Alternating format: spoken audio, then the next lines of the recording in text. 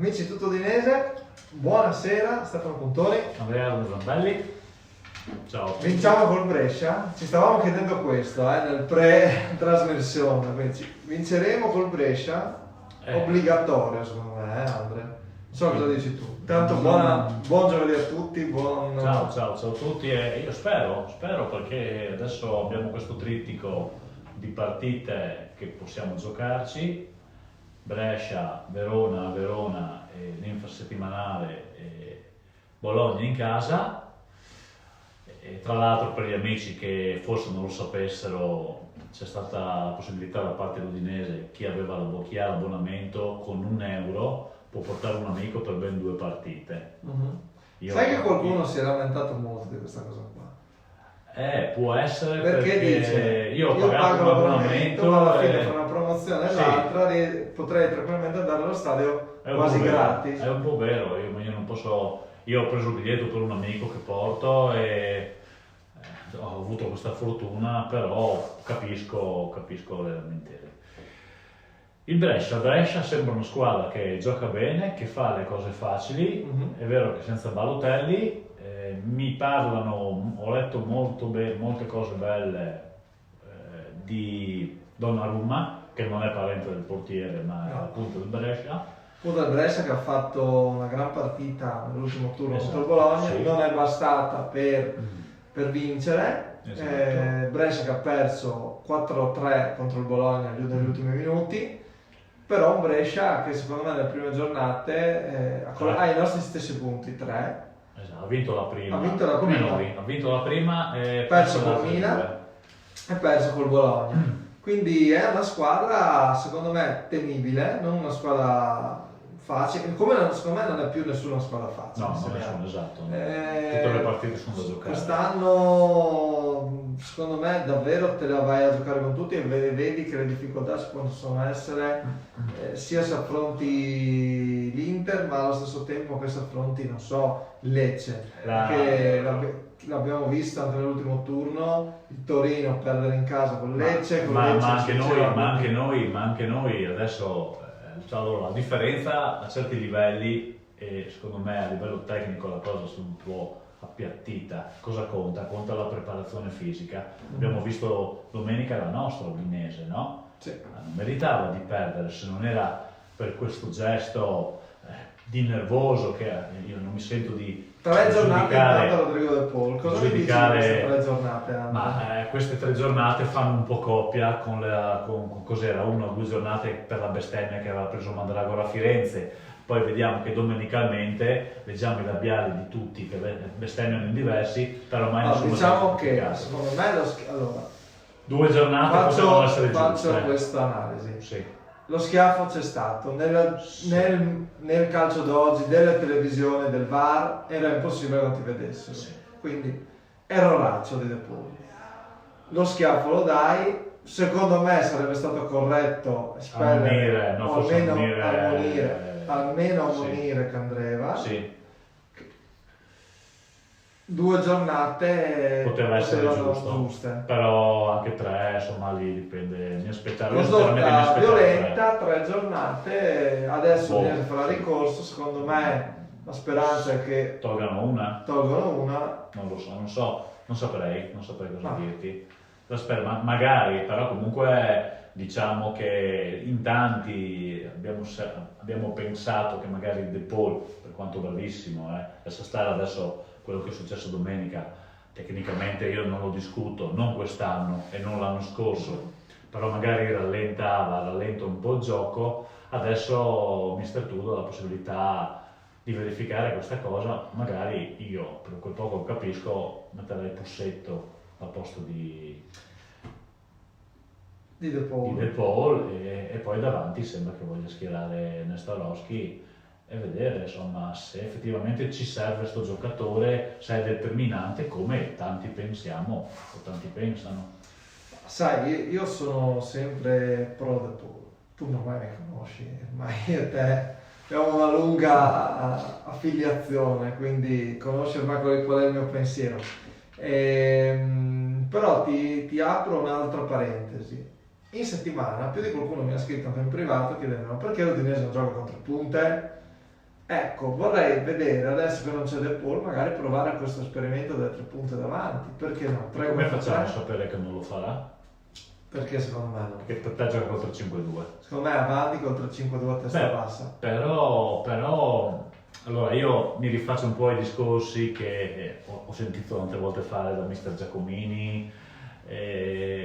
Allora, il modulo è un qualcosa di, anche se è scritto sulla carta, è un qualcosa di variabile, perché tu giochi col 3-5-2, ma quando sei in fase di attacco giochi con 3 davanti, e poi quando sei in fase di difesa, chiaramente il terzo davanti retrocede, veramente retrocedono tutti, però giochi a elastico, voglio dire, 3 punti, 2 punti, 2 punti, penso che se un giocatore corre, è disposto a sacrificarsi, per andare in avanti e tornare sulla linea dei centrocampisti, magari Pussetto lo potrebbe fare. Chiaro che poi devi retrocedere al momento in cui la squadra avversaria ha la palla, però sì, il modulo secondo me è variabile durante la partita. Sì, il modulo abbiamo visto che anche Conte per esempio ha detto, finita la partita con lo Slavia Praga, ha detto il modulo non conta tanto quanto conta l'intensità, no? Però secondo me un atteggiamento maggiormente offensivo per l'Udinese può essere importante. Perché? Perché la nostra difficoltà maggiore è quella di arrivare in zona gol, di creare qualcosa. Togli i gol dei centrocampisti e dagli attaccanti è arrivato soltanto una rete, quella di Lasagna. Ci servono i gol degli attaccanti. E quest'anno in attacco abbiamo delle alternative, quindi perché tenere fuori ogni domenica 4 attaccanti quando puoi giocare davanti adesso con Nestorowski, Lasagna e Pussetto.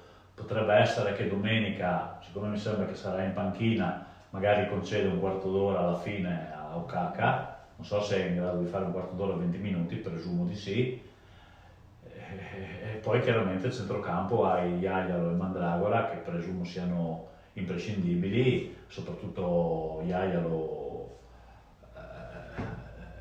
è il regista di centrocampo, De Paul purtroppo non ci sarà, però spero che possa essere un'assenza non così determinante. Allora, abbiamo visto che in passato l'assenza di De Paul non è conseguita magari a brutti risultati, no? È capitato già precedentemente. Per me De Paul non resta sempre un giocatore importante per l'Udinese. Imprescindibile non so dirtelo, importante sicuramente. Importante certo. Quello che dico è che sicuramente Tudor deve cercare un'alternativa tattica. Perché? Perché l'unica fonte di gioco, quando si parla di costruzione, no, della manovra, ad oggi è Jaialo De Paul. Togli De Paul, che per inciso si vedeva che sabato scorso non era mentalmente tranquillo, perché aveva sbagliato prima dello schiaffo, aveva sbagliato 3-4 passaggi facili per lui, per uno con i suoi piedi facili. Quindi quello che dico io è bisogna costruire una manovra di gioco, avere un'idea di gioco, perché col Brescia si è chiamati a fare la partita, cioè non è come con Inter e Milan che ti difendi e fai le ripartenze. Con il Brescia, con l'Hellas Verona martedì e ancora dopo col Bologna, in queste 3 partite in cui sei chiamato a fare punti devi costruire gioco. Posso dire che di queste 3 squadre qua, adesso il Brescia non ce l'ho tanto presente, ma per quanto riguarda il Verona e per quanto riguarda il Bologna, sono 2 squadre che corrono parecchio. Cavolo se corrono. Sono squadre, allora, allenate veramente in forma in questo momento, a livello atletico. Quindi lì o le prendi su intensità o le prendi sul gioco. Ma ovviamente queste squadre qui, come ha fatto anche il Parma, vengono Udine, si chiudono e giocano in ripartenza. Tu non è che, cioè, hai tu la manovra in mano, devi fare tu una costruzione. Cioè, senza De Paul, secondo me, col solo Jaialo che dopo la primissima partita al top col Milan è un po' calato,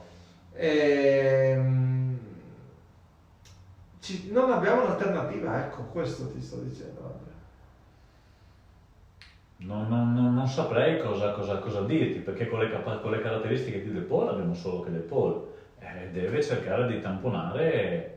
Adesso non so, potrebbe se Pussetto è in grado di fare. E chi abbiamo che potrebbe fare il trequartista? Fofanà piuttosto che Jaialo in avanti, piuttosto che Nestorowski. Ci sono dei giocatori secondo me che, allora, partendo da anche nel centrocampo vedremo chi giocherà, perché nessuno pensava che Mandragora restasse fuori a San Siro e invece Però, è partito dalla panchina. Scusami, una nota lieta, ma questo potrebbe essere Wallace che dovrebbe avere anche dei piedi buoni. Cosa sai che a centrocampo non possa essere il trequantista di domenica prossima? E magari scopriamo... No, non è quel dici? tipo di giocatore lì. No? Questo no, perché non è quel tipo di giocatore lì. Però ti dico, anche a centrocampo va capito bene chi gioca, perché anche Barak si sta Barak, esterno di sinistra, Barak potrebbe prendere il posto di De Paul. Sema. No, secondo me è il posto di De Paul. Perché Barak è il giocatore che ha più le caratteristiche di De Paul. Sì, in questo momento sì, però io lo ritengo un esterno di sinistra. Tu? Sì, e non solo io, anche le trasmissioni nostre lunedì ne parlavano in questi termini. No, per me non ha il passo per fare l'esterno. Poi, non so che intenzioni abbia. Comunque è un giocatore che sta recuperando. Mandragora non so se resterà fuori un'altra partita. Wallace mi ha convinto, forse nel giro della rotazione potrebbe restare fuori Jaialo. Non può stare fuori Jaialo. No, scherzi, è forse il migliore in questo momento Del centrocampo. Perché Fofana non puoi dire se giocherà bene o se giocherà male. No, Fofana è sempre un terno all'otto. Mandragora ha fatto 2 partite, le fa bene, una così, anche quello, se non è un terno all'otto, poco ci manca. Wallace dovesse giocare, è nuovo, non sappiamo cosa aspettarci. Sema è nuovo anche lui. Là hai Larsen che ha un rendimento sempre costante. Metti comunque Barak che viene da un lungo infortunio e sarà la seconda partita che fa. Cosa giochiamo? Facciamo solo esperimenti, però quegli esperimenti non so quanto si riesce a vincere.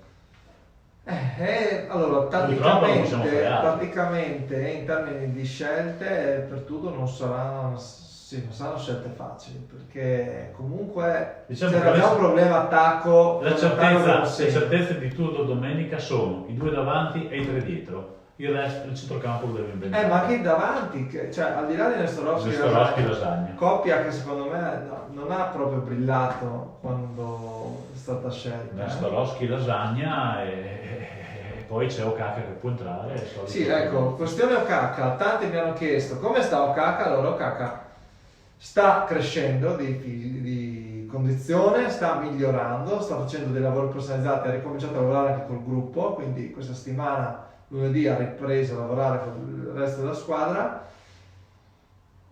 È pronto per giocare dal primo minuto? Non lo so, probabilmente ancora no, però Okaka ha buone chance di scendere in campo sabato contro il ci ricordiamo l'anno scorso quando è arrivato e ha giocato che era appesantito, se non ricordo male esordito con il gol, dimmi se sbaglio. Non so dire. Ho questo ricordo qua.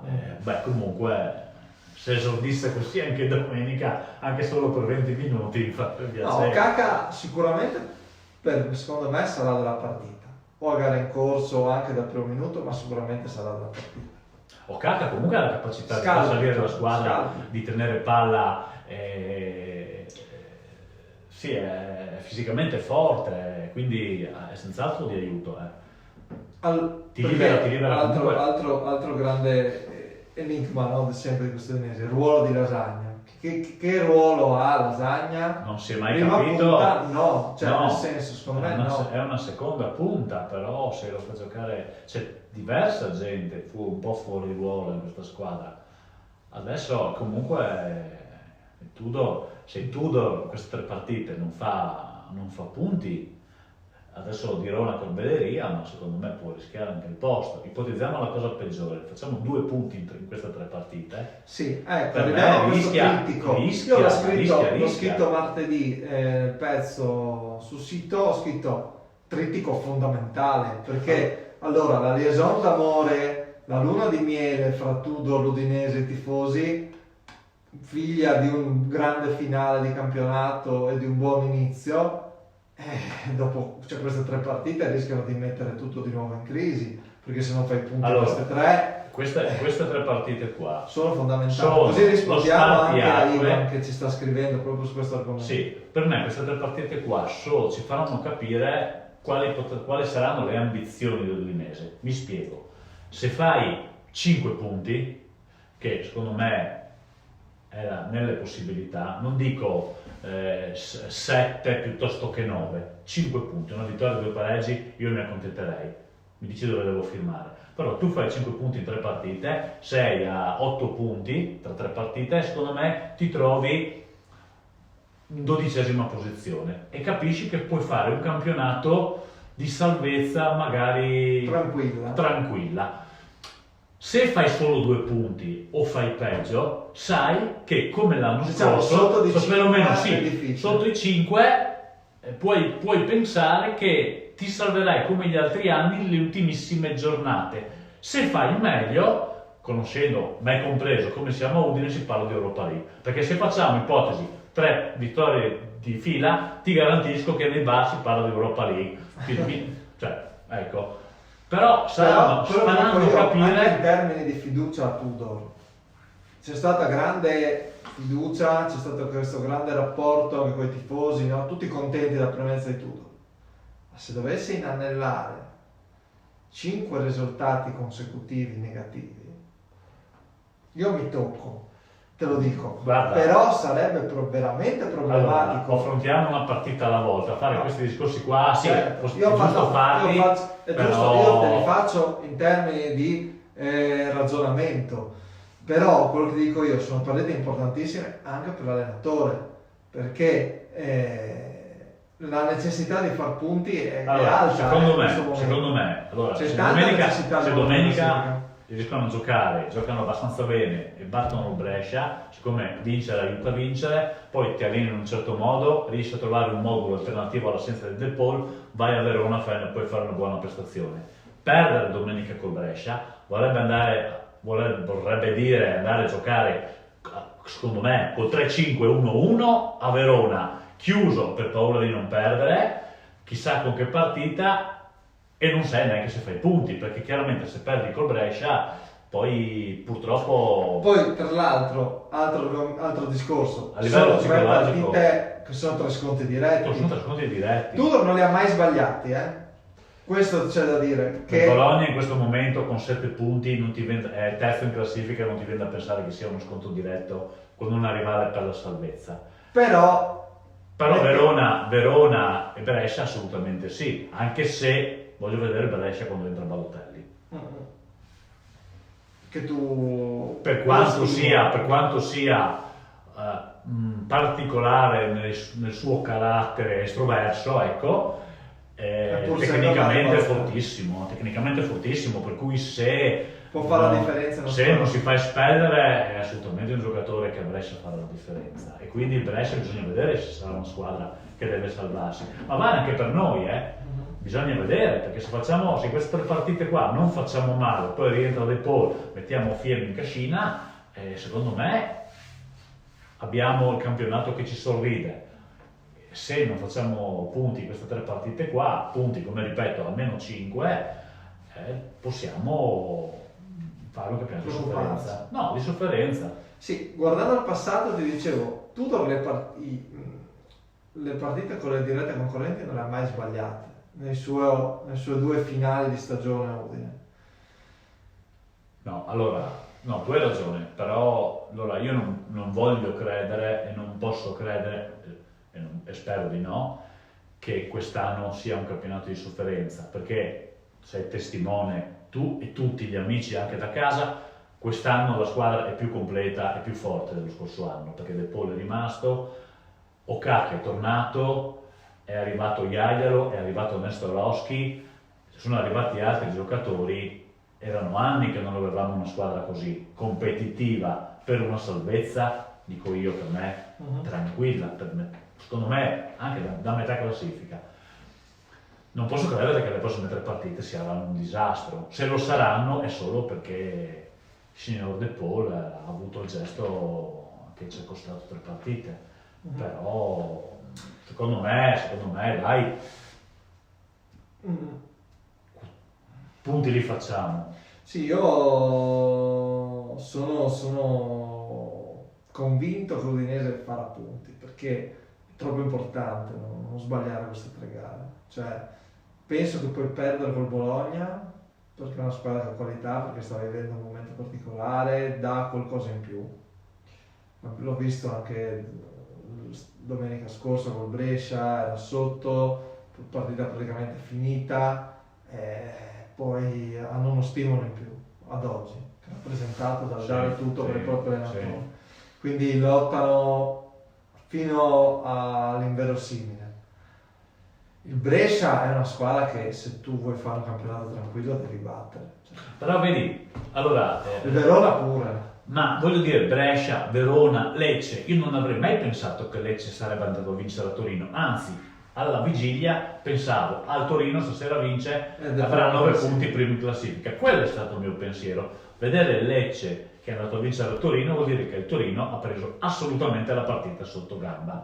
Quindi, come hai detto tu prima, dimostra che in Serie A te la devi sudare con tutte, anche le neopromosse quest'anno, tutte. Considerando Non c'è poi Frosinone, non c'è Benevento. Considerando poi che ci sono 3-4 squadre che sono impossibili da battere, abbiamo visto. Sì, beh, Juve, Inter e Napoli lasciamo perdere perché sono sì. 0 a meno di clamorosi. Sì, perché comunque anche se te la giochi, poi per una stupidaggine qualsiasi o l'espulsione o il rigore o l'episodio, anche giocando male riescono a vincerla, sì. Sì, ma infatti no, su questo sono pienamente d'accordo con te.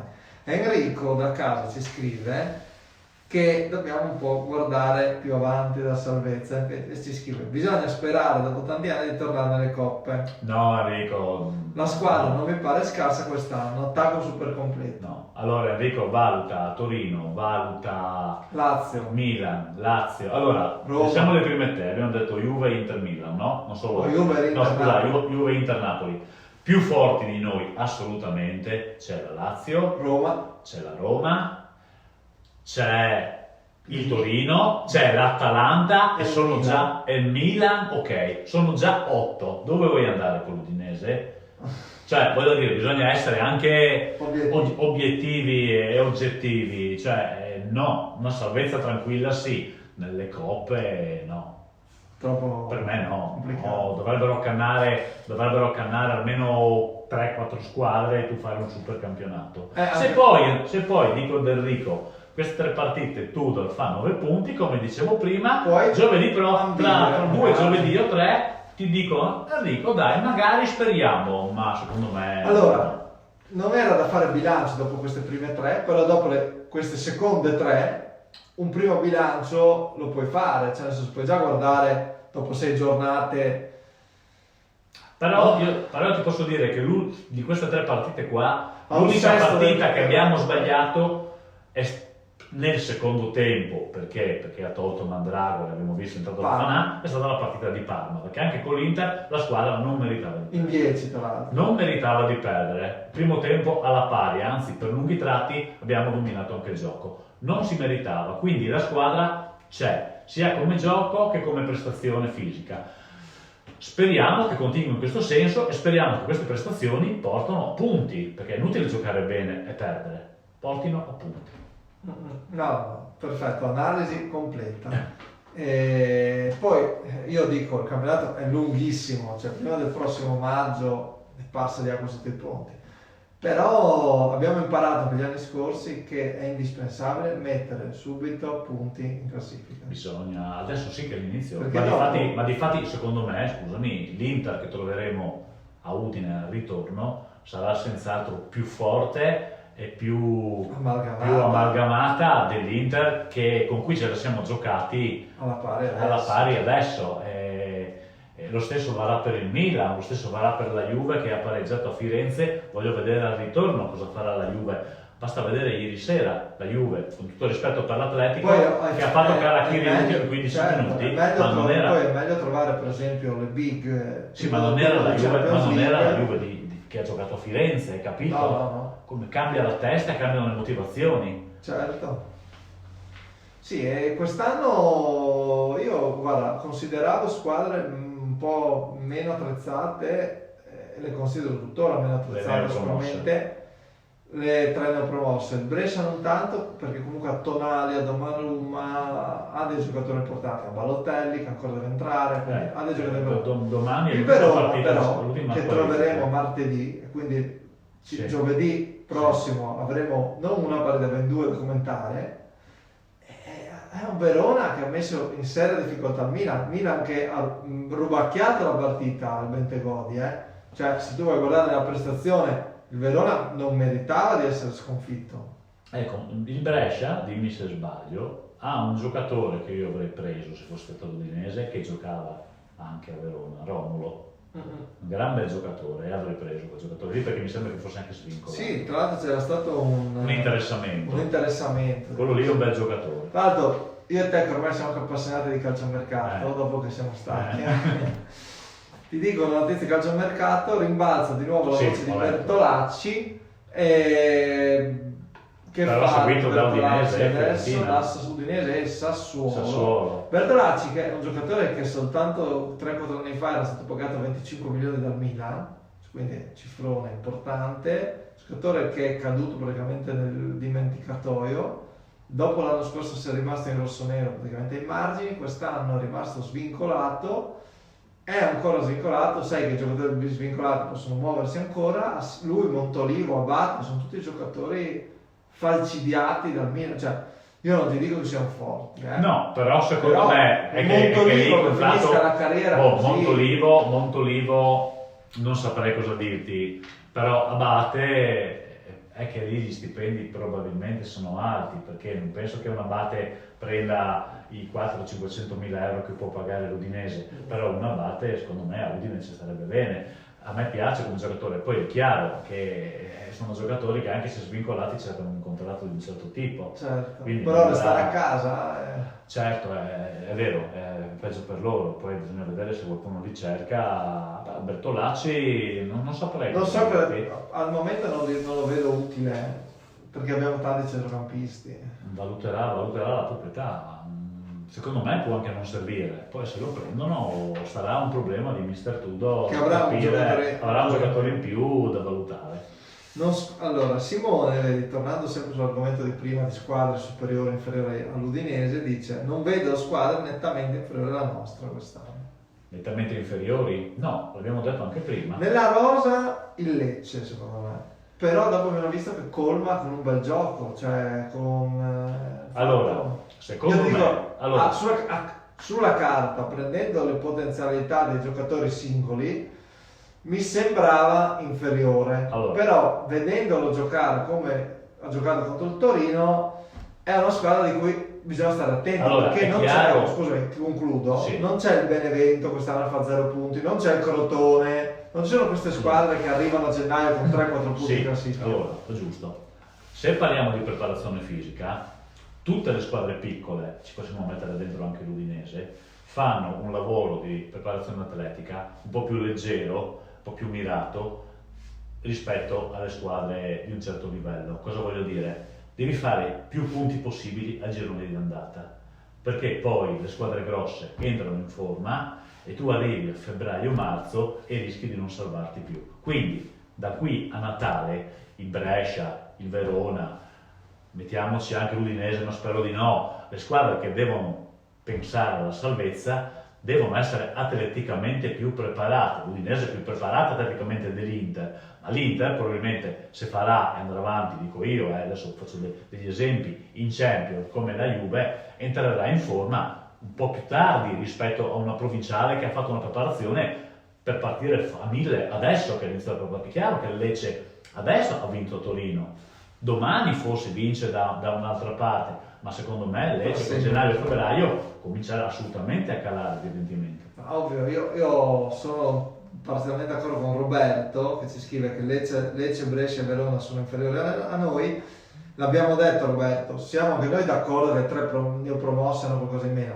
Il Brescia secondo me è una squadra che ha delle qualità, per Romulo, Tonali, Balotelli, Donnarumma, cioè De Sena, cioè sono giocatori di Serie A, non sono giocatori... Forse io sbaglierò, però ripeto, Lecce, Verona e forse PAL. Per me sono le 3 principali candidate. agli ultimi posti. Attenzione alla Sampdoria. È bravo, è la Sampdoria che ha fatto un mercato disastroso e la proprietà sta vendendo. E nonostante Di Francesco, che è un ottimo la Sampdoria, giusto, quelle la 4 Sampdoria è a rischio. Sì, queste 4 qua, le principali candidate.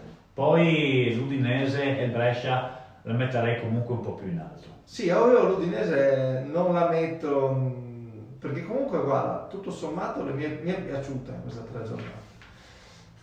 Al di là del secondo tempo sciagurato col Parma, che noi col Parma l'abbiamo persa noi, perché ci siamo ammazzati da soli, non marcando Gervinho. Io voglio pensare a... Io quando cerco di rincuorarmi e penso l'Udinese di quest'anno, cosa penso? Allora, questi ragazzi qua con l'allenatore si trovano negli spogliatoi, però quest'anno chi c'è anche ad affrontare questo tipo di situazione? Abbiamo Marino che è tornato, abbiamo Pinzi, il guerriero, saranno tutti lì che si parlano, che si guardano negli occhi, penso che sapranno assolutamente meglio di noi cosa vale la partita di sabato e quali sono i rischi che corrono. C'è Marino e c'è Pinzi, crediamo in Tudor, i giocatori ci sono, non posso credere che sbaglino. No, la rosa, non posso credere che sbaglino la partita. Lo stiamo dicendo praticamente da luglio io e te, è attrezzata. Mai come quest'anno, negli ultimi anni, non facciamo paragoni con l'Udinese di Sanz, quelli che siamo di un altro pianeta. Però negli ultimi anni mi sembra l'Udinese più attrezzata. Negli ultimi 5-6 anni, 6, dal dopo Guidolin, questa assolutamente è l'Udinese più attrezzata, perché non avevamo una panchina così lunga e non avevamo dei giocatori davanti di qualità così. Ma anche perché, ripeto, si è fatto squalificare, però tutti eravamo convinti che sarebbe stato venduto De Paul e De Paul è rimasto. Cioè, ci ritroviamo con l'Udinese, con Fofana, De Paul. È l'Udinese dell'anno scorso con dei rinforzi. Con dei rinforzi, perché Nestorovski, Jaialo, Kaka non sono male, ma a me non dispiace. Adesso vedremo Wallace. Wallace mi è sembrato una partita. Bessao mi sembra che, a parte una volta che gli è scappato l'attaccante del Parma, non stia giocando male, no. Assolutamente rinforzata la squadra. L'allenatore è rimasto. Spero crescano anche certi prospetti che abbiamo in rosa. Ripeto, se tu all'inizio dell'anno, prima dell'inizio del campionato, mi avessi detto cosa vorresti per questo Udinese, io ti avrei detto che rimanesse De Paul e restasse Okaka. Io sono stato accontentato, e che rimanesse Tudor. È arrivato anche Marino. Io sinceramente non posso dire niente su come è stata allestita la squadra quest'anno. Se poi la sfortuna ci mette... Però, come dicevamo prima, è indispensabile fare punti in queste 3. Certo. Che non ci piove. Certo. 3 punti col Brescia, almeno un punto a Verona e battere anche il Bologna in casa. Cioè le partite in casa le devi vincere, se sono scontri diretti, dai. Può essere qualsiasi cosa, può essere 3 punti, 1-1. Potrebbe essere 3 punti, 3-0, non so. Intanto pensiamo una partita alla volta. Adesso si pensa a Brescia. Dopo Brescia, giovedì prossimo, facciamo i nostri ragionamenti. Su che cavallo punteresti per sabato? Cioè su quale giocatore diresti? Io spero, non posso dire chi fa la partita, però io sabato segna Nestorovski. Dici? Ti senti? Sì, mi sento, ma io sbaglio sempre, però sabato segna Nestorovski. Almeno che Tudor non ci faccia la sorpresa e poi di Nestorovski dal primo minuto. Potrebbe lanciare Teodosic e no, Okaka gli ultimi 20 minuti. Lo vedo fuori. Dici di no? No, lo vedo fuori dai. Ah, sì? Lo vedo quinto attaccante in questo momento. È così fuori forma? Ma lo vedo proprio fuori anche dal piano tecnico dell'Udinese. Potevano. Ha rifiutato. C'è un altro argomento negli ultimi minuti della trasmissione che voglio toccare, è l'argomento Pussetto. Pussetto è un giocatore che a me piaceva tantissimo l'anno scorso e era un giocatore capace di cose straordinarie, no? Abbiamo visto certe partite veramente, in certi momenti della stagione l'anno scorso era inarrestabile. In questo Udinese vedo un Pussetto che non sanno tanto dove metterlo. È un po' fuori ruolo perché lui non è un esterno di centrocampo, quando ha giocato ha dovuto correre un sacco, è più forse un attaccante esterno, una seconda punta, se lo fai giocare fuori ruolo, poi magari ha avuto una flessione, siccome se il giocatore è valido, secondo me Pussetto Emerge. cioè, io sono innamorato di Pussetto, ma lo ero anche di Scuffezze per quello, perché ha giocato bene, che ha giocato bene domenica, anche se hanno perso col Pordenone. Secondo me il giocatore c'è assolutamente, se non viene fuori adesso verrà fuori per qualche partita, ma Pussetto è validissimo e anzi bisogna ricordarsi che c'è e usarlo, Sì. farlo giocare, Ecco, non fuori ruolo. L'invito che faccio a Tudor, io non ho fatto Coverciano, quindi non ti posso Nessuno dire, di noi. Coverciano non siamo stati e non abbiamo nemmeno giocato nella Juve, però l'invito che faccio a Tudor è di usare gli attaccanti. Il tuo invito è quello che hai detto prima, giochiamo con 3 punte, Neostaroschi, Lasagna, Pussetto. È chiaro che vuoi questo. Al momento a me il tridente piacerebbe molto, perché anche Roberto è d'accordo con noi, anche Enrico, sono tutti d'accordo sul cambiare modo. 3-4-3 potrebbe essere giusto, perché se 3-4-3 che non vediamo, se tu vai a memoria, non vediamo dai tempi di Marino, di Pasquale Marino. Riavvolgiamo il nastro per un secondo. L'Udinese di Marino, abbiamo fatto l'altro giorno, così fra qualche collega, un po' un discorso così, un po' andando a rivagare nel passato.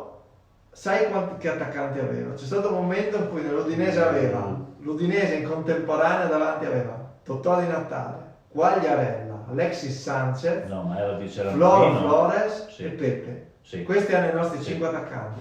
Ma era l'anno che la pubblicità estiva è venite allo stadio che ci divertiamo. Ma come facevano a divertirti? Potrebbe essere che la facevano i giocatori. L'anno del quarto di finale di Europa League contro Werder Brema? Sì. L'anno in cui Zapata con la schiena voltata per 46 minuti verso la tribuna è arrivato Diego e gli ha portato via la palla e ha segnato, per quello siamo usciti, ero allo stadio, mi ricordo. Sì. Quindi, tutta la vita, quando parlano di Zapata, quello che adesso è a Genova, giusto? Sì. Mi ricorderò sempre quella cavolata che ha fatto lì, che ci è costata alla fine la semifinale. Passaggio.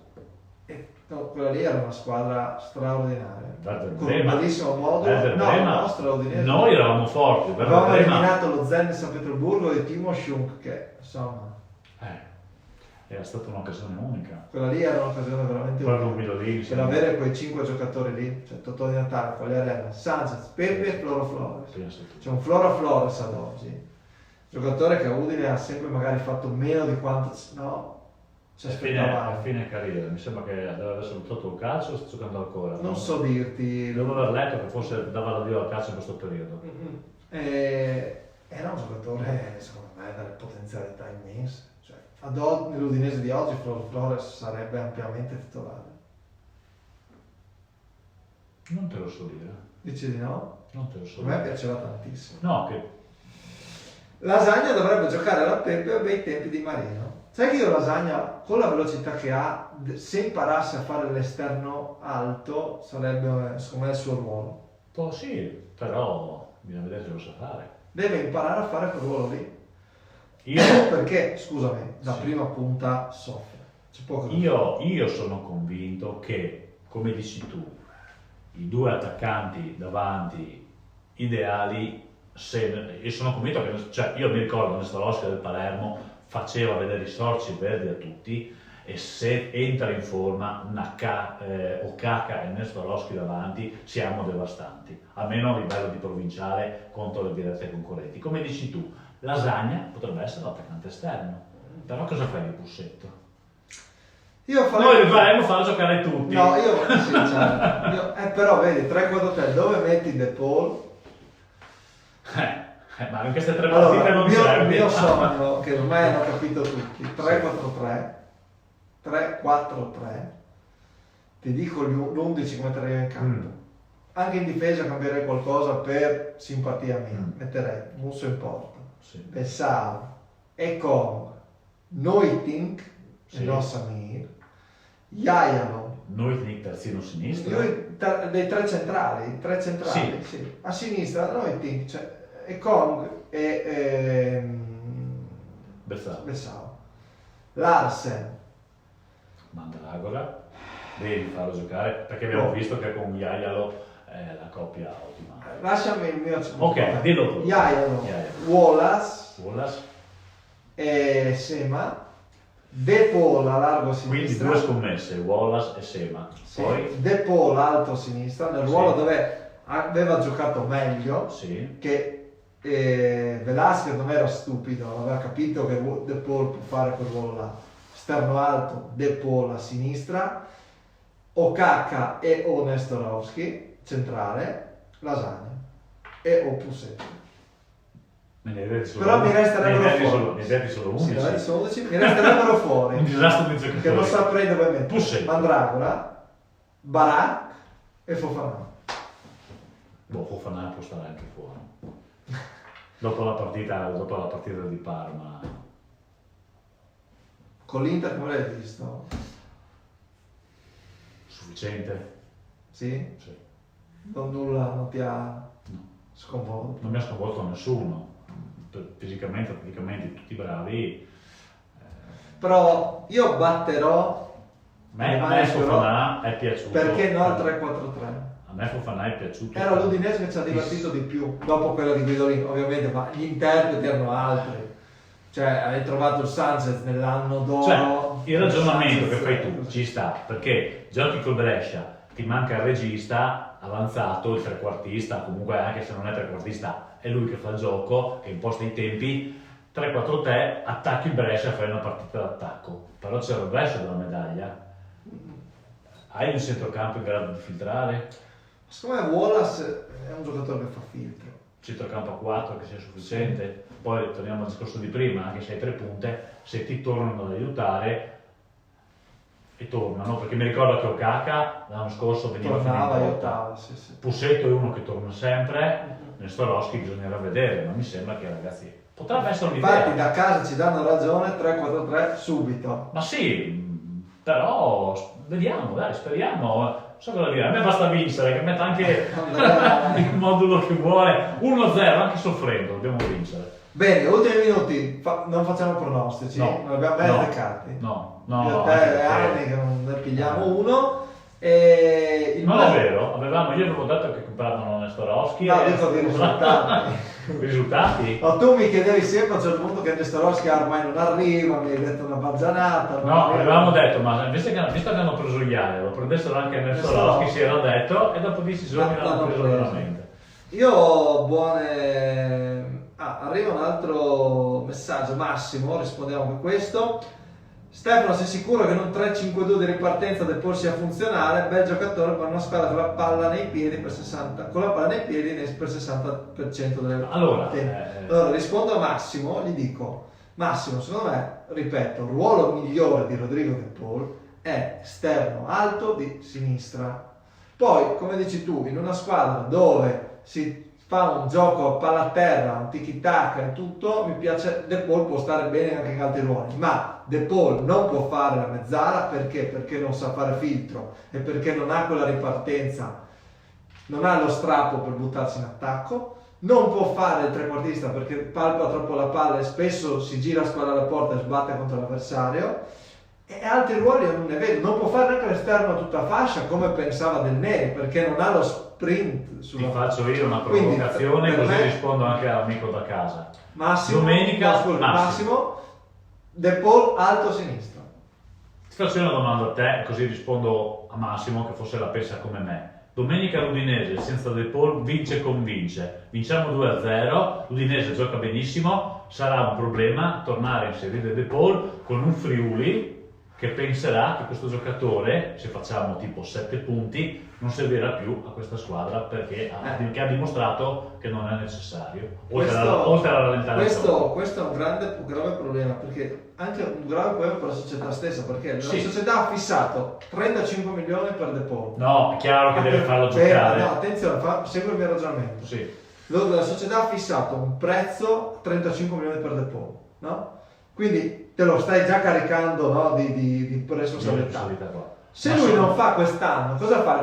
Lo svaluti, ti dici no, lo vendo a 12? No, perché ma allora sei lo svaluti. sicuro che questo tipo di responsabilità, sapendo che lui poi doveva andare a giocare a Milano con l'Inter, non è quello che l'ha innervosito domenica scorsa? Ecco, vedo in De Paul di queste prime partite la voglia di strafare, cioè non di fare, di strafare, per dimostrare di essere, non che non abbia voglia di restare a Udine, che non abbia stimolo, secondo me non è vero, però ha troppa voglia di fare, quindi cerca sempre cose più complicate, tiene la palla 2 volte, prendersela in difesa, si fa tutto il campo. Sì. Cioè, De Paul deve tornare a ragionare di squadra, perché De Paul se gioca da solo, come qualunque giocatore del mondo se gioca da solo, non vai da nessuna parte. Adesso abbiamo una squadra che non ha giocatori in grado di giocare da soli, dobbiamo giocare con il collettivo domenica, perché non c'è nessuno che va in difesa, si prende la palla, cerca di scattare tutto il mondo, e nessuno che quando cade fa le scenette, o che protesta, o che fa... No, Andrea, tecnicamente mi piace, è bravo, però quello che mi dà fastidio di De Paul è che fa un po' troppe scenette, un po' troppo attore. Bene, siamo in chiusura. Andrea, giocherà col 3-4-3? Vai. Ho paura di no. Paura di no anch'io, 3-5-2 come sempre. Sì. Bene, a tutti gli amici tuttodinesi, allora diamoci appuntamento giovedì prossimo, lunedì con io e Franco Canciani. Sì. Giovedì, quando avremo anche la partita da commentare col Verona. Quindi abbiamo parlato un po' anche di Verona, però abbiamo 2 partite. Quando ci rivediamo giovedì prossimo possono essere cambiate tante cose, in bene ma anche in male. Incrociamo le dita, delle mani e dei piedi. Incrociate le dita anche a casa. La speranza di fare punti. Sabato tutti allo stadio, forza Udine. Buon weekend a tutti. Buon weekend. Ciao amici tutti.